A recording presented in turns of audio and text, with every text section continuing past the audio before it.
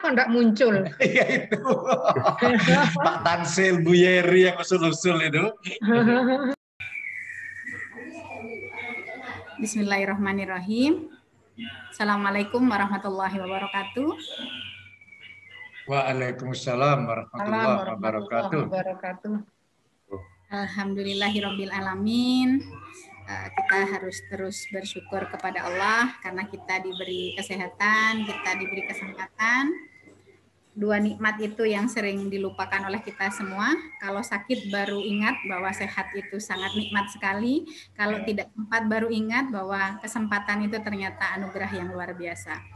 Alhamdulillah kita sehat, kita sempat sehingga kita bisa berdiskusi, berbagi ilmu dengan semua teman-teman dosen di FKIP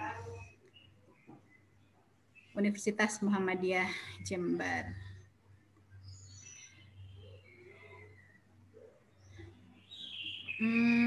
Saya menyampaikan permohonan maaf Pak Dekan, Bapak Dr. Kukuh Munandar, tidak bisa bergabung siang ini karena ada kegiatan di SD Muhammadiyah Kaliwates, ada pengukuran dan lain sebagainya, sehingga beliau tidak bisa memberikan pengantar untuk memberikan semangat berbagi ilmu dengan teman-teman semuanya. Namun kegiatan ini sangat diapresiasi, semoga bisa berjalan maksimal ke belakang, apakah kita jadwalkan 2 pekan sekali atau 1 bulan sekali, bergantian. Jadi memang ide awalnya dari Pak Hatip, karena Pak Hatip sering sharing informasi dan lain sebagainya, kemudian oh ini ternyata memang diperlukan forum yang bisa lebih gitu daripada sekedar tulisan di WA. Kemudian memang usulnya teman-teman yang sudah menyelesaikan S3, ide-ide yang ada di disertasinya bisa disampaikan sehingga kepakaran dari setiap pribadi atau setiap dosen yang ada di FKIP bisa diketahui oleh orang banyak, kemudian bisa berbagi ilmu.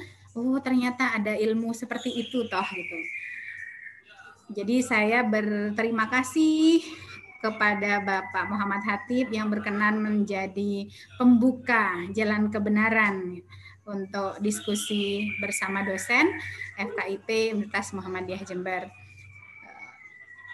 Untuk menyingkat waktu supaya tidak bertele-tele di saya, teman-teman segera ingin memahami dan mengetahui apa yang akan dibagi oleh Pak Hatip hari ini. Sepenuhnya waktu sekian SKS, nggih Pak, monggo pilih. Bergantung Pak Hatip, sepenuhnya ada di tangan Pak Hatip, saya berikan sepenuhnya. Monggo Pak Hatip. Baik, terima kasih Bu Fitri. Assalamualaikum warahmatullahi wabarakatuh. Waalaikumsalam warahmatullahi wabarakatuh. Sebenarnya saya itu lebih berbakat menjadi menanggapi saya. Jadi kalau nanti kawan-kawan presentasi, saya siap Bu menanggapi. Jadi penanggap utama siapapun Bu yang ini itu saya lebih mudah begitu. Jadi yang belum ujian terbuka mungkin di sini dulu gitu nggak Pak Hatip? Ya, misal ya Bu, kapan hari itu saya pergi dengan Pak siapa Bu? Pak Hasan Suaidi. Saya kaget ternyata disertasi Pak Hasan Suaidi itu meneliti novelnya Andrea Herata. Wih, kata saya ini, Andrea Herata itu penulis kesukaan saya itu. Saya sangat ngefans sama dia. Jadi di rumah saya itu 3 anak saya semuanya baca tetraloginya Andrea Herata. Mulai dari Laskar Pelangi, kemudian Sang Pemimpi, kemudian Edenser, lantas Maria Makarpov gitu ya. Itu kami satu rumah itu baca semua dan itu sering saya jadikan bahan pengantar untuk diskusi dengan anak-anak itu.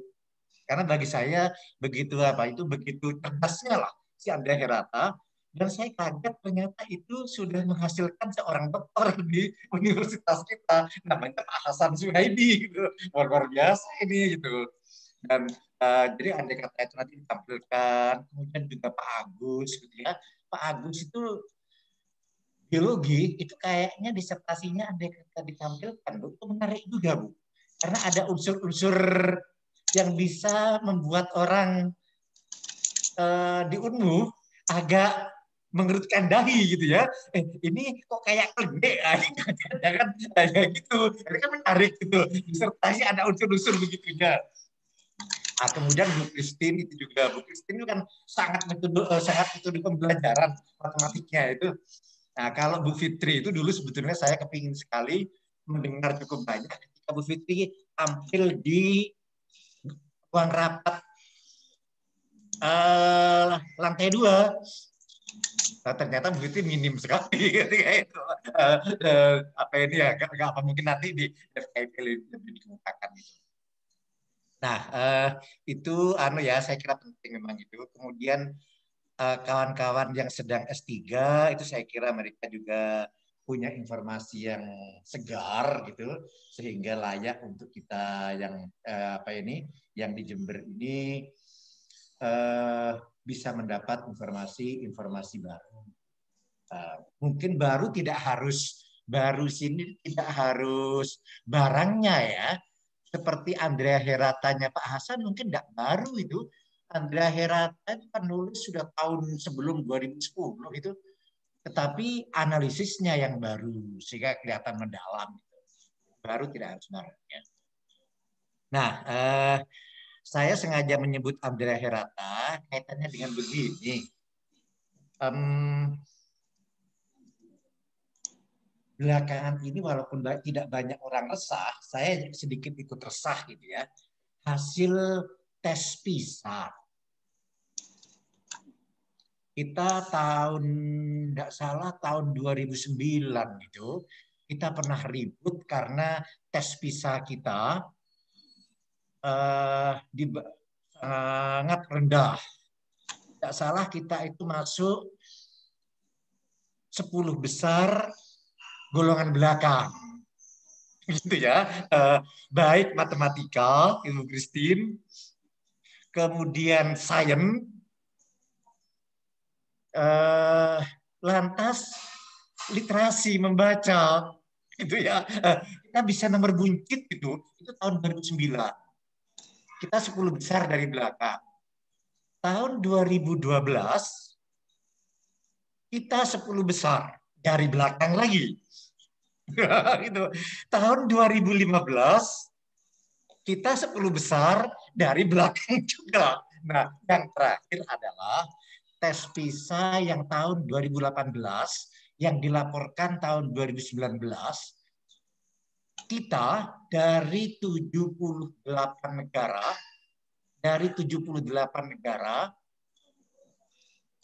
kita nomor 72. Jadi ranking 6 dari terakhir. Nah, kenapa PISA ini penting saya mengungkapkan di sini? Ya satu karena saya memang yang saya baca itu ya, tentu hari ini Bu Fitri mungkin ada yang lain lebih penting, tapi saya sedang tertarik itu. Yang jelas kata Pak Nadiem Makarim, Menteri kita, jadi kualitas tenaga kerja Indonesia sering dikomplain dikaitkan dengan tes PISA siswa yang rendah. Gampangnya, kualitas pendidikan di Indonesia itu tidak dipercaya di luar. Terbukti dari tes internasional, yakni tes PISA, kita selalu rendah.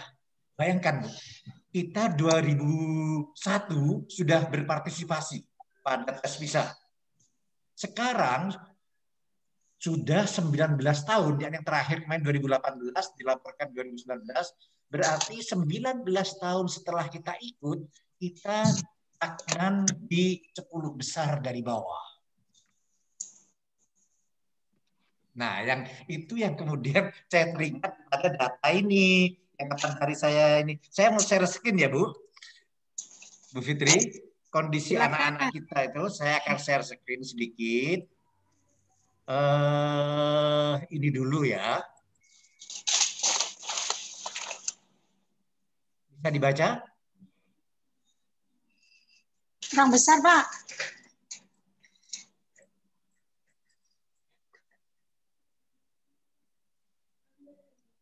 Ini bukan tes PISA ini. Ini sensus penduduk karena PISA panjang-panjang namanya ya. Apa namanya grafiknya sehingga saya pikir tidak enak dilihat ditampilkan begini. Kelihatan? Bagus, Pak. Nah, ini dia. Ini tadi sudah saya sudah pemanasan dengan Bu Endang. Bu Endang dengan saya itu masuk di ini baby boomer. Baby boomer itu kita lihat ke kanan dikit. Nah, ini dia. Kalau yang lahirnya ini usia ini 56 sampai 74 masuk di baby boomer. Ini dia. Kemudian kalau Gen X ini yang usia 40 sampai 55. Kayaknya Banu ya, Bu Fitri, Bu Christine, ini masuk. Bu Fitri sudah sampai 40 belum ya? Belum, Mbak. Bu Fitri berapa? 35. Kalau 35 Bu Fitri berarti milenial. Milenial. Ini yang 35 tahun ini masuk di milenial. Kayaknya kita banyak yang milenial, yakni yang lahir tahun 81 sampai 96.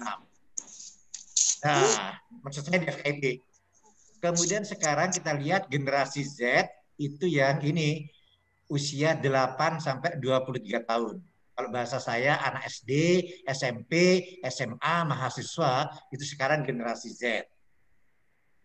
Di sini generasi Z dengan generasi di kita ini yang paling banyak persentasenya. Ini sekian ini. 74 juta. Ditambah kemudian dengan yang anak yang baru lahir, anak kita yang sampai usia 7 tahun ini 29 juta.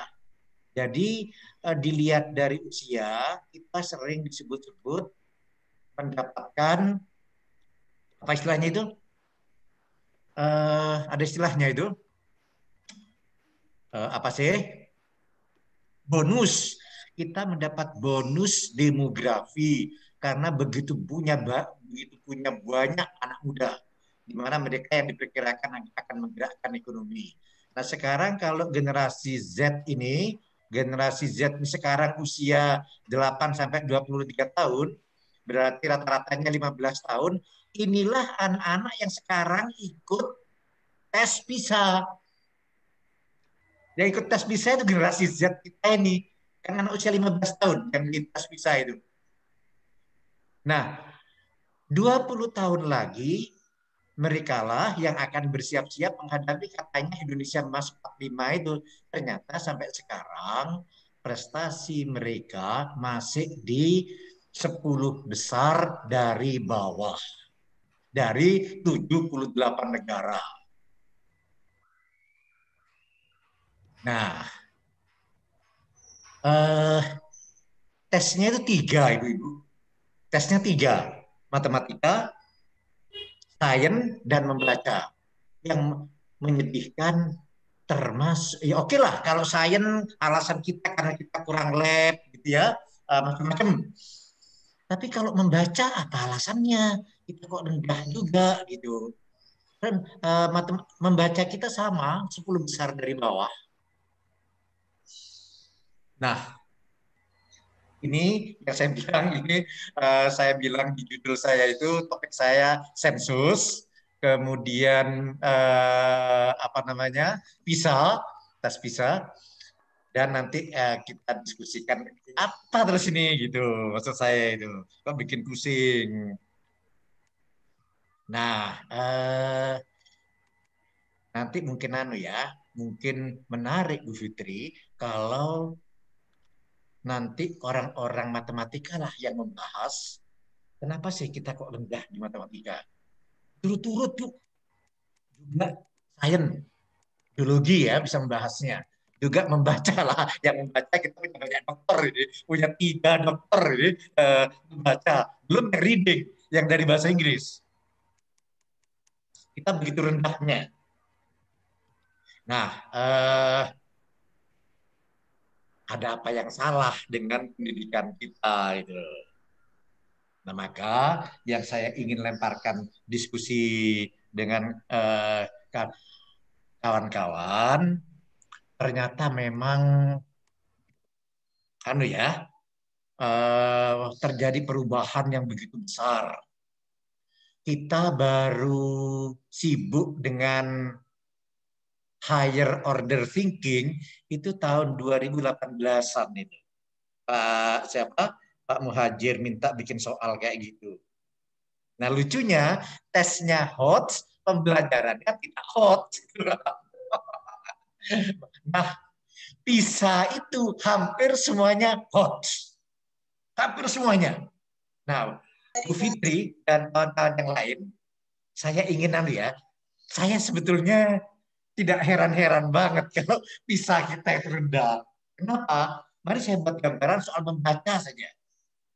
Jadi teks yang dibaca oleh anak-anak usia 15 tahun itu, teksnya itu memang bacaan-bacaan, kata bacaan cerita, misalnya cerita tentang orang yang menimbun harta emasnya itu bacaannya bacaan cerdas. Jadi jok-joknya jok-jok cerdas gitu ya.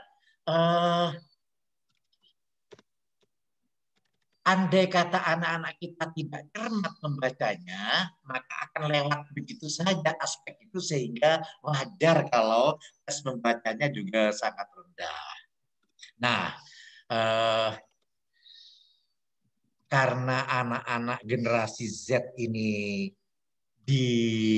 lebih-lebih generasi atasnya ya, generasi pasca Z ini akan dididik oleh mahasiswa-mahasiswa kita nantinya, maka kalau mahasiswa kita tidak siap menghadapi generasi itu, generasi Z dan generasi pasca Z ini, ya mungkin bukan lagi 10 besar dari terakhir.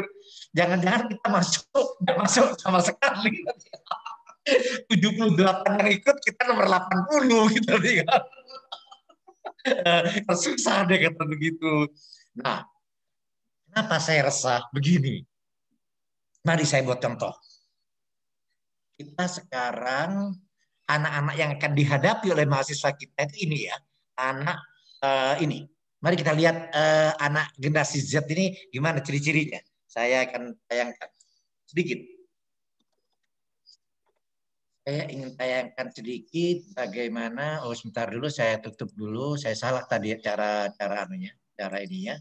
Nah, seharusnya saya dari sini ya. Nah, kemudian, oh, saya apa ini kok kemarin? Sorry, saya mau ke ini dulu, generasi Z dulu. Kelihatan? Kelihatan, Matip. Nah, ini dia.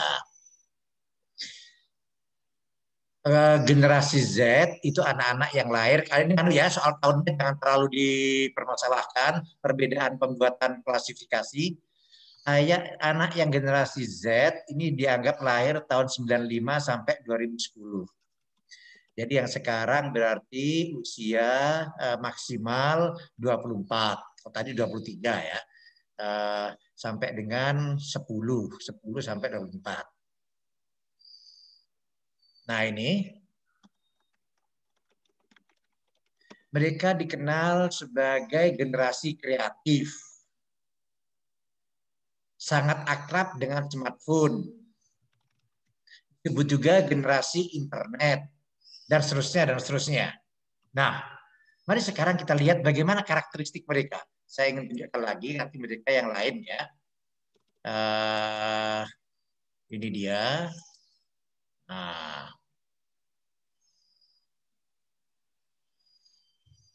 Bu Fitri kelihatan? Kelihatan, Pak. Nah, tadi Bu Endang tanya ini, apa karakteristiknya anak generasi Z ini? Nah, coba ini kita lihat pada karakteristik ketiga. Karakteristik keempat. Karakteristik kelima. Yang ingin saya katakan, anak-anak ini sukanya multitasking. Ingin melakukan beberapa hal sekaligus. Oleh karena itu, kalau mereka di perkuliahan disuruh duduk mengerjakan satu pekerjaan saja, mendengarkan penjelasan kita, tidak melakukan hal lain, tidak boleh pegang HP, justru itu 1,5 jam di kelas itu akan amat sangat menyiksa mereka. Karena mereka memang apa? Memang yang multitasking kesukaan mereka itu. Mereka suka berpendapat. Ngawur dari pendapatnya. Tapi di sisi lain ingin mendapat pengakuan. Nah, apa yang ingin saya katakan Ibu-Ibu? Kalau kita kemudian mengajar mahasiswa kita, contoh yang berkenaan dengan pedagogi, yang berkenaan dengan psikologi, kita masih menggunakan buku-buku terbitan yang 2000 ke bawah. Bukan hasil penelitian kekinian mengenai karakteristik anak-anak yang dihadapi oleh mahasiswa kita nantinya. Kepada mereka kita ajarkan bagaimana belajar dan mengajar menurut teori-teori lama. Tidak berbasis kepada karakteristik anak sekarang. Pastilah mereka nanti tidak cocok mengajarnya ke murid-murid mereka. Nah, pertanyaan saya kemudian, sejauh mana mahasiswa kita itu kita siapkan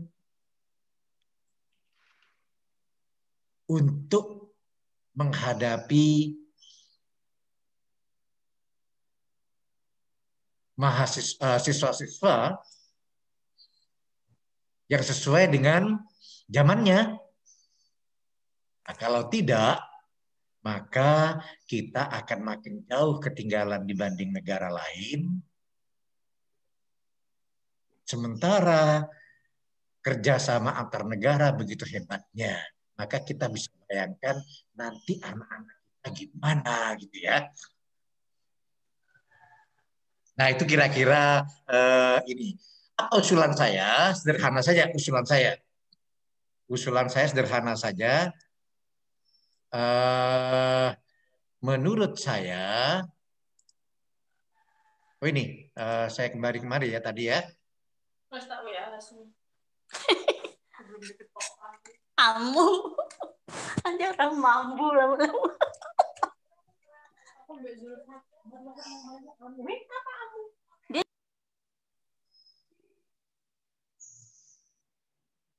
Nah, ini kalau kita lihat macam-macam ini, jadi harusnya teori-teori belajar mengajar yang kita ajarkan kepada anak-anak, mata kuliah ini sudah harus lebih cocok dengan kondisi mereka.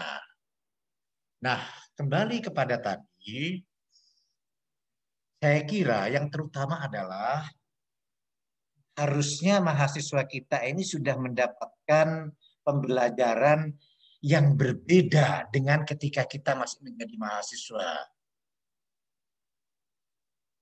Kalau tidak, mereka akan ketinggalan terus. Nah, kembali kepada DIPISA tadi, jadi DIPISA itu Ibu-ibu, tes PISA itu karena banyak sudah dibahas dan Dikbud punya tentang soalnya, seperti apa bentuk soalnya, pembahasannya macam-macam, memang semuanya menuntut berpikir tingkat tinggi. Usulan saya sederhana saja. Seharusnya mahasiswa kita didik untuk berpikir. Jadi bagaimana mengajar mereka untuk berpikir, bukan mengetahui materi-materi yang kita ajarkan. Tapi bagaimana membuat mereka bisa berpikir? Saya kira itu sementara sajian saya. Lama-lama saya khawatir menjadi makin serius saya. Biar santai saja Bu Fitri. Halo? Halo Pak. Ya. Bu Fitri, saya kira sementara presentasi saya cukupkan dulu Bu Fitri ya. Biar tidak makin serius nanti jadinya. Yang saya maunya santai nih, kok makin lama makin serius gitu ya. Berarti Pak Hatip karakteristiknya 15 menit masih belum serius, setelah 15 menit baru serius gitu Pak. Gitu ya. Baik. Sebentar dulu. Yang karakteristik yang ini kan yang Z Pak, yang milenial yang Y. Yang Y? Ya. Apa namanya? Bentar. Mau tanyakan lagi maksudnya Bu? Iya, yang Y Pak. Ingin tahu. Ini kan karakteristik mahasiswa kita yang multitasking, terus yang ini, yang Y. Yang Y.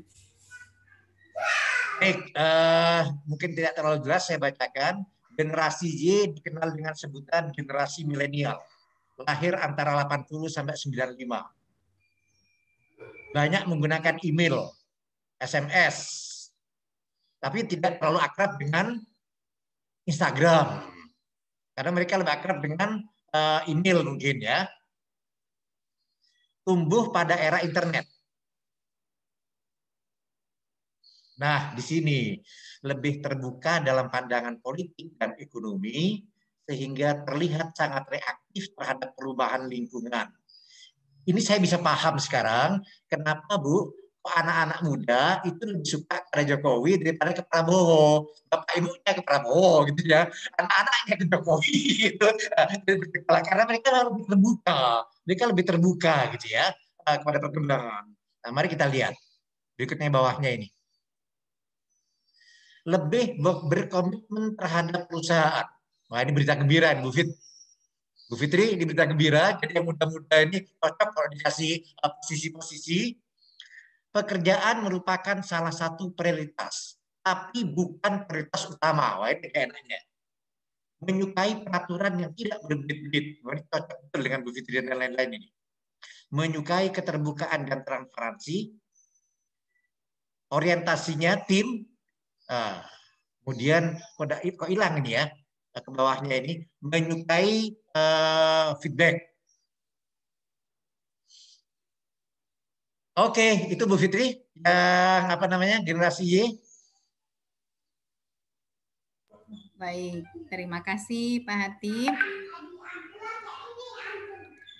Baik teman-teman, agar ini menjadi benar-benar santai, kemudian rileks, ilmunya meresap, ada interaksi, apakah itu dalam bentuk tanya jawab atau memberikan tambahan, tanggapan, dan lain sebagainya, disilahkan. Perlu dikocok atau langsung menghidupkan mic-nya? Nggak perlu dikocok kali ya, kan transparan ya, langsung menghidupkan mic saja. Ini kaitannya dengan ide-ide yang perlu kita segarkan sebagai salah satu strategi pembelajaran, karena mahasiswa kita merupakan mahasiswa generasi Z. Mereka dengan ciri-ciri yang sudah disampaikan oleh Pak Hatip, sehingga kita perlu lebih merefresh strategi ataupun materi yang kita berikan kepada anak-anak, sehingga mereka siap untuk menjadi guru di masa depan di generasi post Z. Ya, post Gen Z. Silahkan, siapapun boleh berbicara.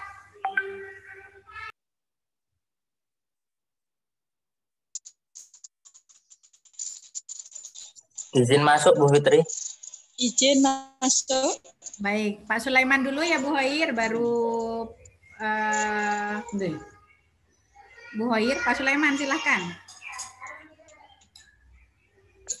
Baik, terima kasih Bu Fitri dan Pak Hatip atas kesempatannya. Jadi Sama-sama, terima kasih juga. di diskusi kali ini sangat menarik memang karena kaitannya dengan beberapa generasi yang kita temui saat ini dan kaitannya dengan mahasiswa terutama ini yang di generasi Z ini. Jadi mereka lahir di era teknologi yang lumayan canggih daripada generasi-generasi sebelumnya. Tapi anehnya saya menemukan atau teman-teman dosen Prodipor itu mereka masih ini kalau kemampuan mengolah atau mengoperasikan komputer itu masih lemah, Pak. Jadi beberapa temuan dari teman-teman itu ketika diminta untuk terutama Microsoft Office ya, terkait tugas-tugas, terus pembuatan makalah, tata kanan kiri, terus terkait Microsoft Office lah, mereka masih sangat lemah dan ditelusuri oleh salah satu teman dosen di prodi kami, ternyata di SMA-nya sudah nggak ada pelajaran atau mata pelajaran komputer. Oh, makanya pantas saja mereka sangat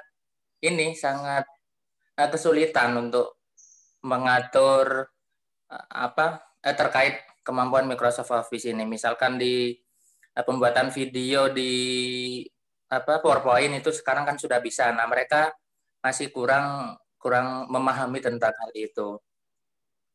Padahal era mereka kan sudah teknologinya udah ini nih. Tapi nggak tahu ya, mungkin di daerah tertentu saja yang mata pelajaran komputer itu ditiadakan atau bagaimana. Karena memang belum bertanya ke beberapa banyak mahasiswa gitu, hanya sebagian aja. Nah, maka dari itu di kurikulum yang akan datang ini kami menyusunnya dimasukkan aplikasi komputer atau pengoperasian komputer tingkat dasar begitu seperti Microsoft Office itu yang kami susun di prodi kami saat ini di kurikulumnya. Mungkin ini kali ya yang langsung yang instan itu kali ya. Sekarang kan sudah musimnya berbagai aplikasi, misalkan editing video sekarang sudah nggak perlu lagi editing video yang ribet-ribet. Sekarang kan yang aplikasi gratisan itu kan banyak udah. Mungkin mikirnya teman-teman generasi Z itu begitu kali ya. Jadi kemampuan dasar di komputernya itu sudah nggak seperti nggak diperlukan gitu kali ya. Saya kurang paham juga. Begitu aja sharing dari info dari saya Pak dan Bu Fitri. Itu yang kami temui di mahasiswa kami. Baik, terima kasih Pak Sulaiman. Sebelum ditanggapi Pak Hatip, monggo Bu Hoir, saya khawatir sudah meledak-ledak gitu Pak, kalau nggak segera dikeluarkan bisa meledak di rumah. Monggo Bu Hoir.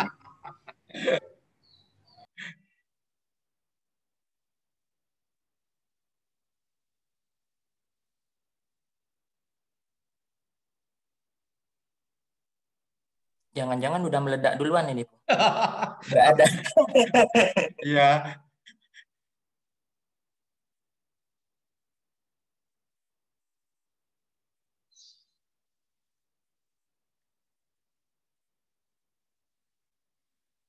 Bu Fitri, saya sambil menunggu Bu Hair ya Bu.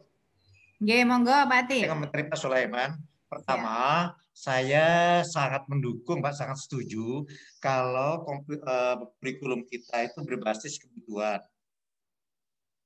Kalau mahasiswa kita memang butuh keterampilan dasar komputer, ya seharusnya lah kita mampu mengisi kebutuhan itu. Hanya begini, kalau menurut saya memang berbeda ya maknanya antara keterampilan komputer dengan generasi milenial sekarang.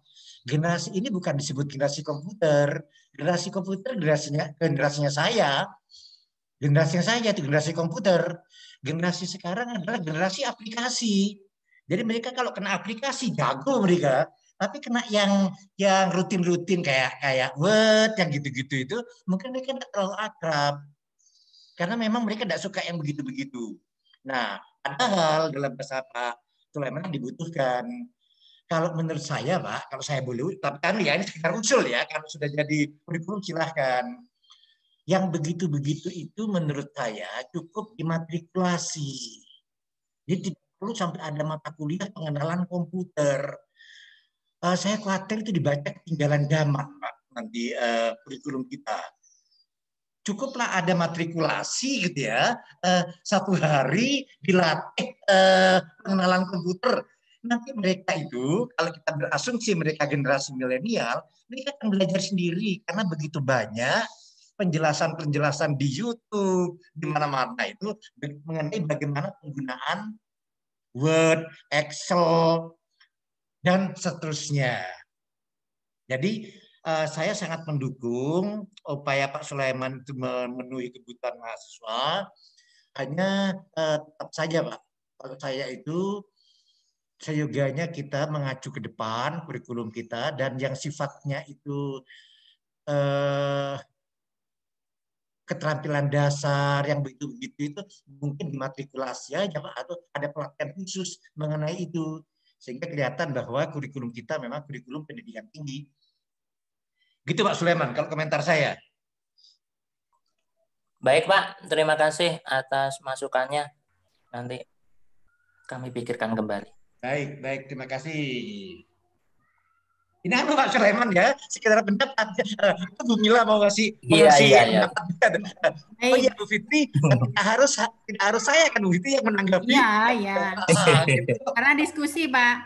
Jadi Pak Sulaiman, saya sepertinya sangat setuju terhadap masukan Pak Hatip. Jadi kalau ada mata kuliah khusus untuk membahas komputer di zaman begini di tahun 2021, ini kayaknya memang udah agak kurang gitu. Karena memang hanya kasus tertentu saja yang tidak bisa komputer, saya kira. Anak saya ini fasilitas komputer di rumah biasa saja, artinya nggak main komputer gitu. Tetapi ketika dibuka, dia buka komputer, kemudian buka apa ya kalau nulis mah gitu. Kemudian saya bilang buka ini, aplikasi ini. Kemudian ketika dibuka, dia ngetik, ya 1 hari saya kira bisa jalan gitu. Jadi kalau mahasiswa diberi matrikulasi, istilahnya yang disampaikan Pak Hatip, itu sepertinya sudah cukup karena mereka akan mengembangkan sendiri sesuai dengan generasinya gitu. Ya. Itu saran saya. Yang lain monggo, silakan. Bu Mila sepertinya sudah meletup-letup juga. Monggo, Bu Mila. Siap Bu Fitri. Ini saya sharing pengalaman saja. Jadi karena saya juga mengajar teknologi informasi, tapi khusus di bidang media pembelajaran, memang kadangkala mahasiswa itu bukan mereka tidak bisa, tapi lebih pada merasa belum butuh sehingga mereka tidak belajar itu gitu. Karena yang saya pelajari pola mahasiswa saya sendiri, mereka itu kadang bukannya mereka tidak bisa, tapi lebih pada tidak sabar. Atau memang mereka tidak tertarik, tidak merasa itu penting, sehingga tidak dipelajari. Padahal mungkin jika kita tunjukkan, contohnya, buat kamu loh gitu. Contohnya yang sederhana lah, membuat daftar isi. Daftar isi mereka mungkin mayoritas masih manual atau seperti diketik, diberi titik-titik sendiri sepanjang itu gitu. Kita tunjukkan saja pertama, ini loh, kayak gini loh, kita loh bisa otomatis. Atau kalian loh dengan aplikasi ini, kalian sebenarnya bisa loh sampai begini, melakukan ini, melakukan itu. Jadi kita tunjukkan manfaatnya, kita tunjukkan alatnya, lalu mereka sepertinya nanti kalau tertarik mereka akan berkembang sendiri. Yang pola yang saya temukan di mahasiswa saya begitu. Sehingga kadang saya sering beri tantangan, contohnya aplikasi apa yang kalian bisa pakai untuk mengajar yang dia bisa meningkatkan contohnya diskusi atau bisa menarik mahasiswa untuk berpikir kritis atau mungkin mengajak untuk brainstorming. Nah, caranya gimana? Ya kalian cari aja di Google keywordnya yang pas. Lalu coba nanti kalian dapatkan teknologi apa atau tools apa, presentasikan seperti itu saja sih. Jadinya memang saya rasa bukan karena mereka tidak bisa, tapi karena memang belum waktunya merasa butuh gitu. Jadinya bagi kita yang sudah berpengalaman untuk menggunakan itu, kita merasa kok gini aja mereka nggak bisa gitu, karena memang belum waktunya mereka merasa butuh gitu. Kalau saran saya atau masukan saja sih, atau pengalaman. Baik. Jadi yang Itu ada 3 masukan Pak Sulaiman. Yang lain kalau mau memberi masukan pada Pak Sulaiman dibuka seluas-luasnya. Tapi saya tidak akan melupakan Bu Hoir. Bu Hoir, nggak boleh ngambek ya Bu. Masih ngomong cucu gitu. Oh. Karena saya ini ya Bu Hoir jadi ngambek. Ini gara-gara Pak Sulaiman ini. Harusnya ladies first, Pak. ya. Iya, nanti saya kualat ini, seharusnya senior. Saya mau masuk, Bu, kalau diperbolehkan, izin. Silakan, Pak. Ini hanya sekedar pengalaman pribadi, tapi terkait apa yang telah disampaikan oleh Pak Hatip, Bu Hoir, Bu Nur Kamila, sama Bu Fitri, terkait dengan permasalahan yang dialami oleh salah satu dosen di Prodi POR. Saya pribadi sebelum adanya COVID itu memang standar sekali kemampuan komputer saya. Jadi banyak aplikasi yang sebenarnya itu sangat dibutuhkan dan bermanfaat. Itu saya memang apa yang seperti dikatakan Bu Mila, saya tidak terlalu ngeh dan saya tidak merasa butuh ke situ. Ketika COVID melanda, akhirnya ya kebetulan juga karena saya di sini bertugas untuk membantu beliau Bu Mila, akhirnya saya dapat banyak input dari Bu Mila.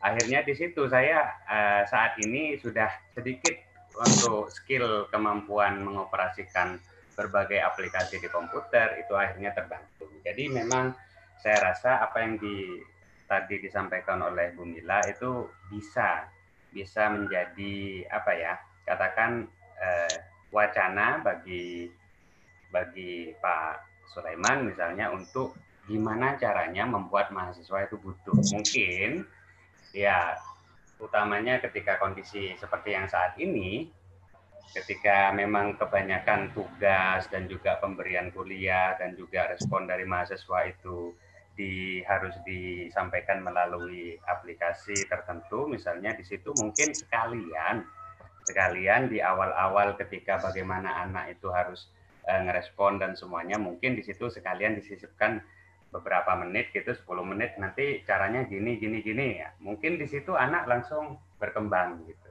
Mungkin ya. Karena seperti belajar kayak yang diajarkan dulu Pak Hatip, zaman saya, Pak Hatip dulu ngajar SPSS. Nah, saat itu komputer itu barang mewah, Bu. Apalagi laptop. Wah, barang mewah sekali. Jadi pada saat itu ya kita hanya belajarnya yang ketika mengikuti kelasnya beliau Pak Hatip di laboratorium komputer, dan di situ setelah itu kita nggak berlatih, tetapi akhirnya saat ini kita bisa berlatih sendiri gitu. Jadi mudah sekali kita bisa ngambil tutorial di YouTube dan semuanya. Jadi betul apa yang disampaikan oleh Pak Hatip sama Bu Fitri, kalau itu dimasukkan sebagai mata kuliah tersendiri mungkin kurang sesuai, karena itu hanya bisa dengan cara diintegrasikan saja atau disisipkan saja di setiap mata kuliah mungkin. Ya. Cuman yang menjadi pertanyaan saya kepada Pak Hatip, saya mau tanya kepada Pak Hatip ini. Gawat ini. Nah, ini menarik sekali sebenarnya. Memang terjadi yang kita rasakan itu ada gap antar generasi yang generasi Z atau generasi milenial, baby boomer dan semuanya. Yang menarik karena kita itu ingin mempersiapkan generasi mendatang itu ke depan, sedangkan kita pribadi karena adanya perkembangan yang sangat pesat, akhirnya sebagian dari diri kita termasuk saya pribadi mungkin tidak bisa memberikan kebutuhan bagi generasi Z gitu. Nah, di situ pasti ada permasalahan yang pastinya apakah itu kita bisa memenuhi kebutuhan generasi ke depan ataukah kita tidak bisa gitu. Kira-kira menurut beliau, menurut Bapak Dr. Hatip, itu itu kira-kira solusi konkret yang pas untuk saat ini yang bisa kita lakukan, terutama dalam konteks kita sebagai dosen di FKIP itu yang mempersiapkan anak yang masih generasi milenial, yang nantinya mereka akan menyiapkan generasi Z, itu apa kira-kira Pak? Jadi solusi yang menurut Pak Hatip itu pas untuk saat ini. Itu Pak, terima kasih. Ya, terima kasih Pak Muhlisin. Mungkin saya perluas biar saya tidak merasa diuji oleh Pak Muhlisin. Solusi apa yang menurut saya tanya. Iya, enggak, maksud saya solusi saya apa tanya, Pak, kira-kira yang oleh forum ini dianggap cocok gitu ya. Saya salah satu di antaranya gitu Pak Muhlisin. Enggak, Pak. Baik. Ini penting ini kan. Ya. Enggak, Pak. Begini. Saya senang sekali dengan pertanyaan Pak Muhlisin ini. Dan itu memang saya kira akan selalu kita hadapi.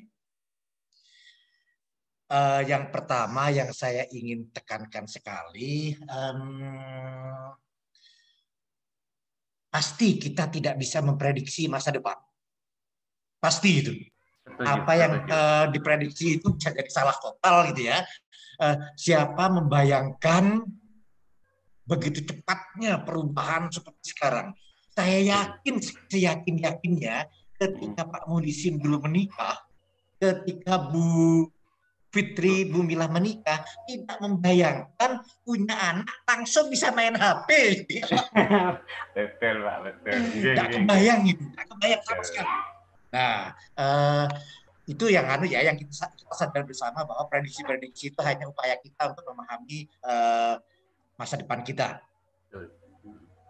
Saya kaitkan dulu, saya ingin usul dulu sebelumnya Pak Muhlisin masih terkait dengan Pak Sulaiman.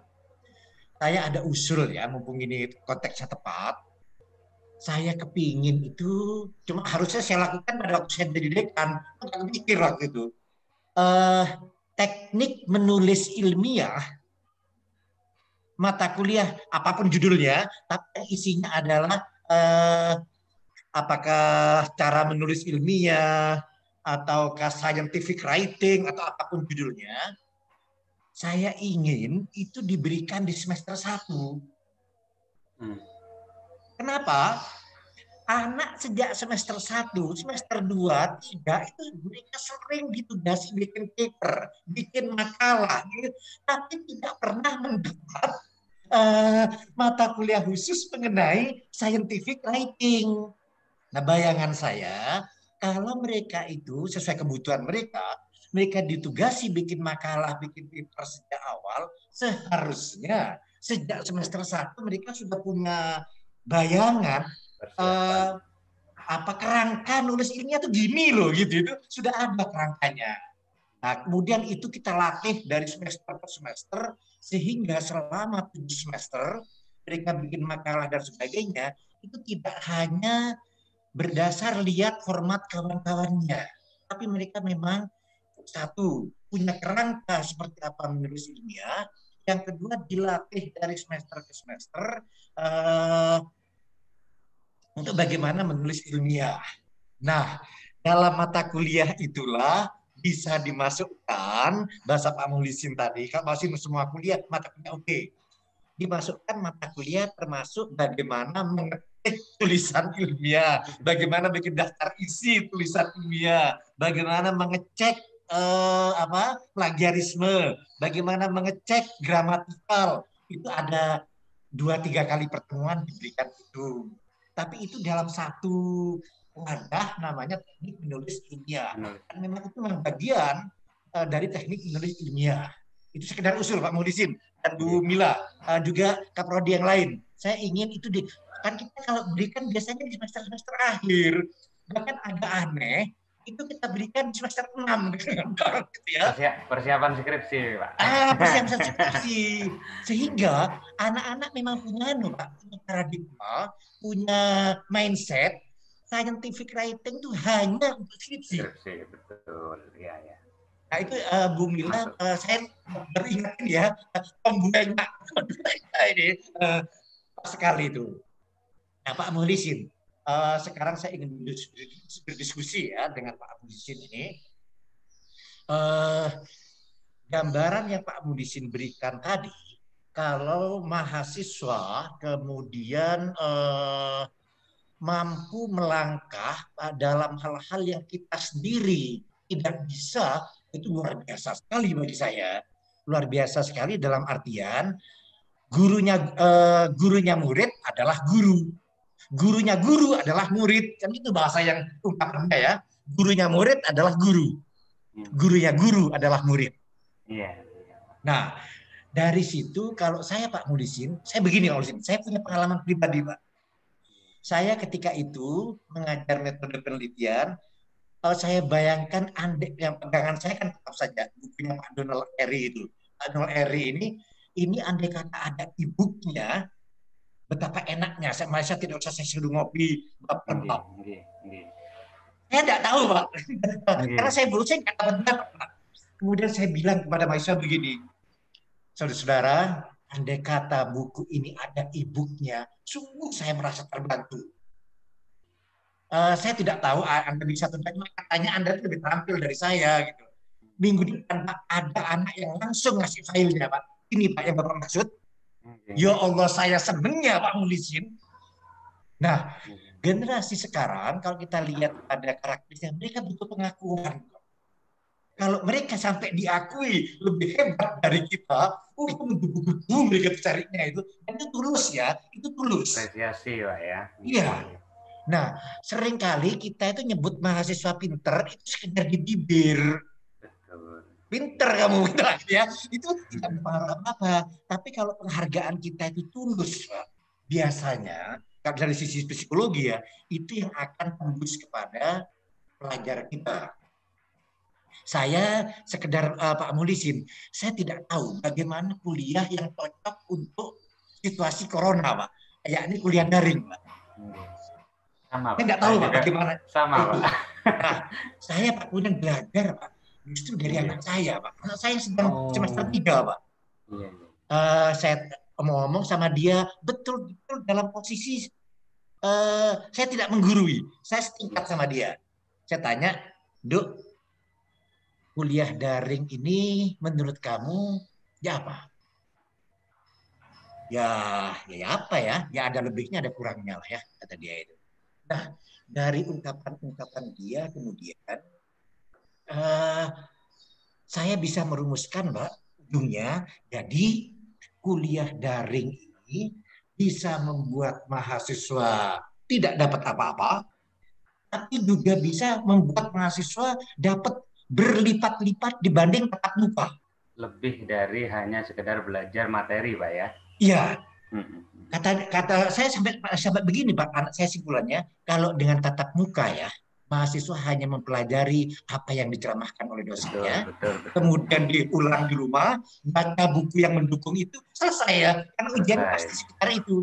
Tapi dengan daring ya, kami bisa berkembang begitu rupa, kami anak-anak yang punya semangat tinggi ya kembali pada semangat memang ya, anak-anak yang semangat tinggi itu bisa berkembang begitu rupa.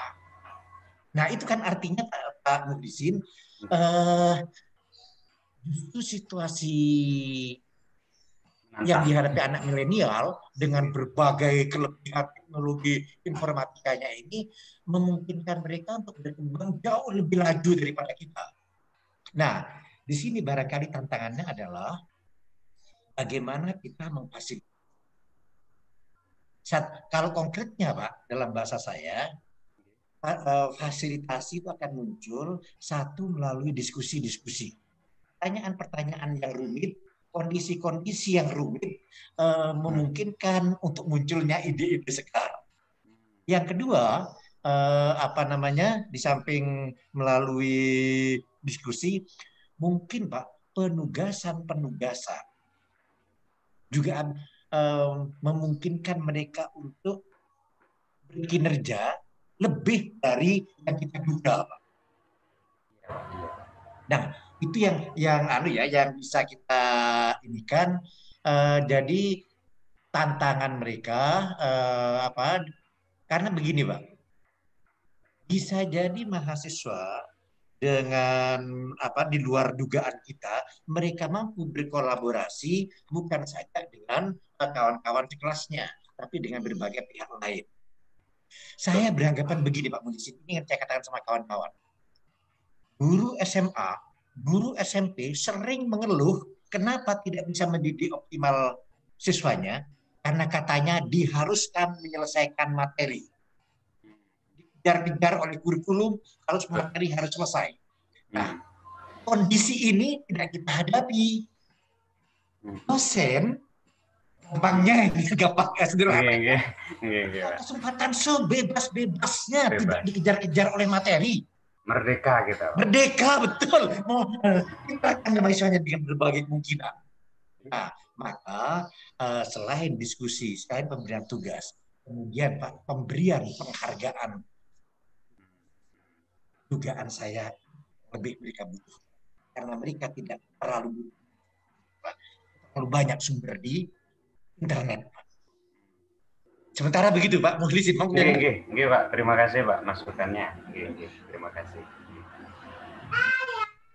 Baik, terima kasih Pak Muhlisin, Pak Hatip. Ada yang mau menambahkan, menanggapi? Monggo, semua punya kesempatan yang sama. Bu Endang, monggo Bu Endang. Bu Hoir. Bu Hoir, Bu. Bu Hoir, muncullah. Ini Bu Darna ini baru muncul ini. Bu Zarna sudah dari tadi Pak, dari awal. Namanya baru muncul di laptop saya.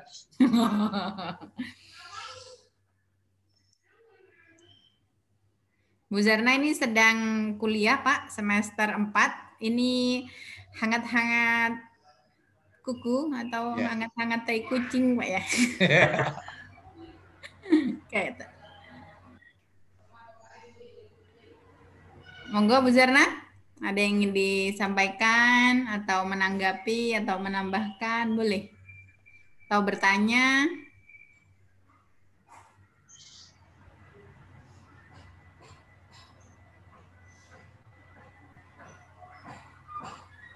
Bu Sawitri. Monggo Bu.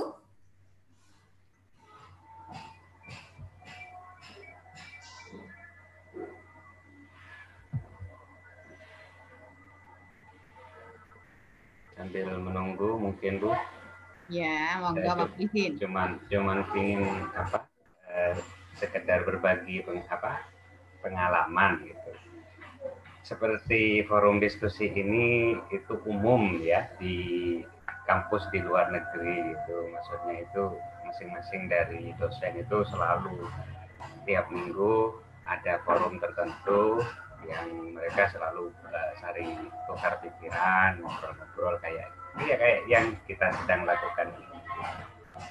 Ya mungkin dalam beberapa waktu di awal mungkin kayak belum terasa banget gitu, belum terasa banget apa sih manfaatnya. Barangkali ke depan dengan dengan wawasan dari berbagai disiplin ilmu, kita malah terbuka seperti apa yang dikatakan oleh beliau Pak Hatip. Di situ mungkin kita nambah wawasan ya Pak ya. Mungkin dari tidak hanya sekedar, jadi saya tidak hanya sekedar tahu tentang apa itu pembelajaran bahasa Inggris, tapi saya bagaimana faktor biologi atau apa itu yang bisa berkontribusi terhadap itu ya, siapa tahu gitu. Jadi menarik sekali sebenarnya. Ya. Itu saja Bu. Betul, Pak Mulisin. Saya juga berpikir karena kita itu terlalu eksklusif dengan bidang ilmu kita, sampai-sampai ketika pengabdian harus lintas ilmu, kita tuh bingung. Sebenarnya apa hubungannya bahasa Indonesia dengan biologi? Kan selama ini nggak berhubungan begitu. Padahal sudah banyak kayak sampai muncul antara otak dengan bahasa. Wah, itu yang kekinian, neurolinguistik, betul. Taunya belajar karena ada bukunya neuro, mungkin dulu ada terbesit melalui diskusi semacam ini sehingga nanti dan bukunya biasanya diawali publikasinya dari orang-orang sana karena kita tidak ada yang forum kayak gitu mungkin ya. Iya, termasuk ide saya tentang pragma semantik kan juga belum keluar. Itu susah Bu. Tapi intinya ini menarik lah diskusi kayak gini. Siap. siap akan Bu menampung. Hair, Bu, dipanggil lagi, Bu. Bu Bu Hair. Hair, monggo langsung dihidupkan loh, Bu. Jangan nanti benar kata Pak Sulaiman, saya jadi merasa bersalah karena menyilahkan Pak Sulaiman duluan ini. Ini bukan karena Pak Sulaiman bisa berbicara dengan semut loh, Bu. Tadi karena hidup duluan mic-nya. Oke. Jadi insya Allah kalau misalkan teman-teman setuju, nggak apa-apa pesertanya ini kali ini 16, berikutnya 20 gitu, nggak semuanya. Tetapi ketika ini konsisten dilakukan, lama-kelamaan insya Allah pesertanya akan banyak, kemudian insya Allah pasti akan ada manfaatnya, meskipun manfaatnya tidak langsung dirasakan. Sehingga melalui 16 orang yang hadir kali ini, apakah teman-teman setuju jika dilakukan 2 pekan sekali atau 1 bulan sekali, atau malah ada yang ingin 1 pekan 1 kali? Insya Allah untuk sementara fakultas ingin menjadi fasilitator untuk menyiapkan link Zoom-nya atau Google Meet-nya, sehingga kita bisa terus berbagi ilmu. Monggo Bu Christine, 1 pekan, 2 pekan, atau 1 bulan? Ada usulan? Mau tiap hari ya boleh. Ya. Kecuali hari Sabtu dan Minggu, kita sudah setiap hari. Oke, siap. Siap-siap hari ya. Ini karena Pak Hatip yang luar biasa, Pak. Senin sampai Jumat standby gitu, Pak. Jadi untuk sementara apakah 2 pekan sekali aja ya? Kalau 1 bulan saya khawatir terlupa, tertindih, akhirnya tertimbun. Bu Fitri, ini kalau ya. Kalau saya, kalau 2 pekan justru mungkin saya lupa. Tapi kalau tiap pekan mungkin saya jadi ingat bahwa memang misalkan sudah dijadwal setiap hari Jumat. Jadi saya jadi ingat hari Jumat ada diskusi ini. Itu kalau versi saya ini. Siap. Monggo yang lain. Pak Mulisin, gimana Pak Mulisin? Ini kebiasaan yang luar negeri di sana. Saya mengikuti Pak Hatip, Bu. Iya. 1 pekan. Ya, 1 pekan sekali. Karena enak hari Jumat gini, Bu, sore-sore gitu. Iya, enak. Kita nyantai. Siap. Oke, dicatat. Yang lain yang punya opsi, monggo.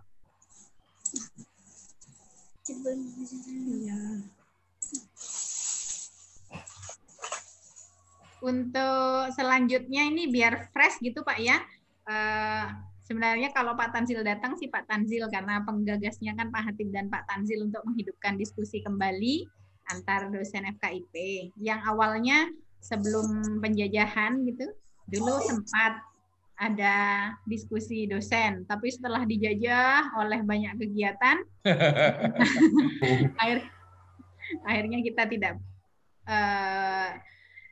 hampir tidak pernah ada diskusi dosen lagi. Jadi dulu saya ingat awal-awal di FKIP sempat disemarakkan. Saya mengingat Pak almarhum Zarkasi mengisi tentang teks scaffolding, jadi berkesan karena itu yang terakhir saya ikuti dan nggak ada lagi gitu ya. Jadi Pak Hatip membuka dengan generasi X, Y, Z, insya Allah akan diingat bahwa ini adalah pembuka diskusi kita. Monggo yang selanjutnya boleh ditunjuk atau unjuk diri. Atau yang baru lulus nggih Pak? Wah, bagus itu. Nah, ini karena tadi yang disebut ada Pak Hasan ada. Pak Hasan sanggup pekan depan Pak Hasan? Cocok, setuju. Cocok, Bu. Ini tertarik intronya dari Pak Hatip tadi, Bu, tentang terkait sama Pak Hasan. Kita penasaran ini akhirnya. Iya, betul. Ayo Pak Hasan. Pak Hasan, mana suaranya Pak Hasan? Ini Bu. Gimana Bu? Gimana Pak? Siap, sanggup ya Pak Hasan? Sanggup. Gimana Bu? Pekan depan ini sharing diskusi semacam ini, Pak Hasan yang ngisi ya. Disertasinya itu. Apa mau diisi Bu? Pak Hatip tertarik itu Pak. Ya, Pak aja Pak. Ya Pak. apa namanya Pak? Bapak bercerita menggali nilai-nilai pendidikan yang menurut saya sangat Indonesia sentris ya, culture-nya itu dari novelnya Andrea Herata itu. Menarik itu. Kalau ada yang lain saja. Tuh. Ayo Oke, Pak Hasan ya. Nanti insya Allah kalau butuh surat tugas saya buatkan Pak Hasan.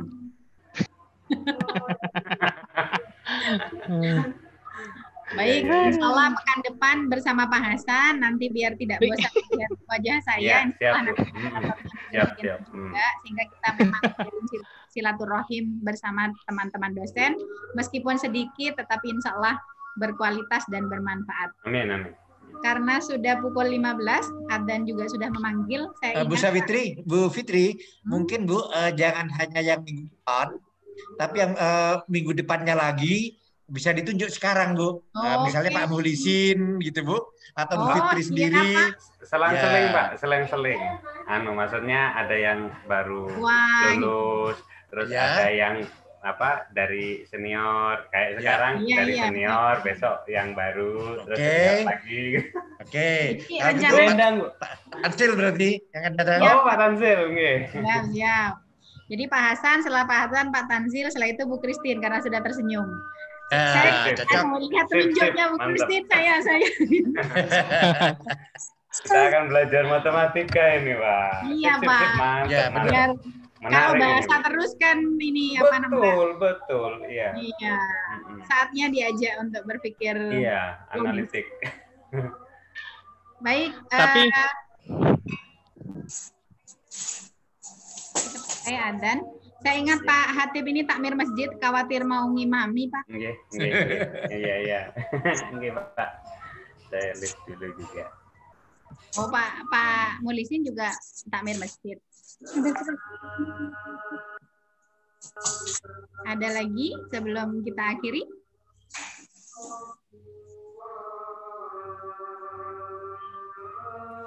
Cukup, baik.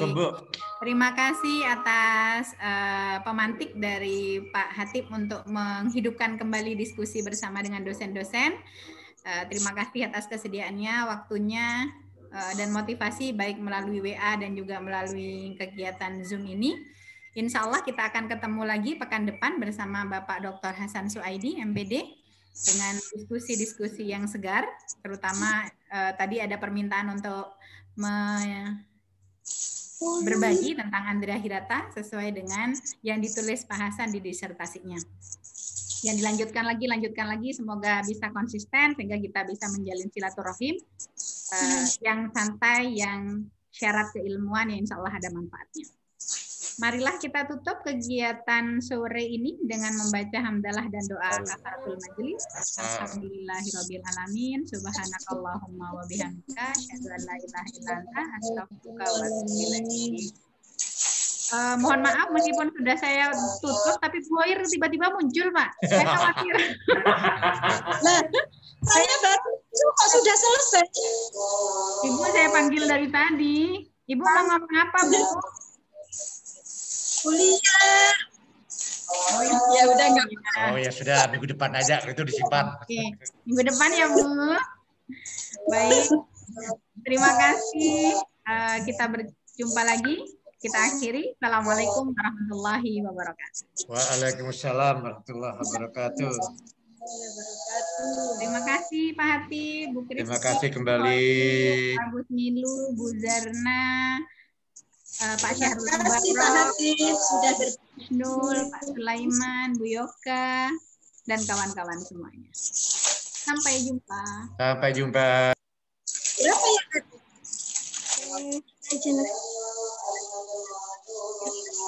Baik, assalamualaikum.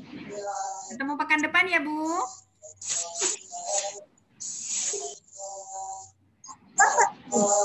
Pekan depan sama Pak Hasan, Bu. Sip.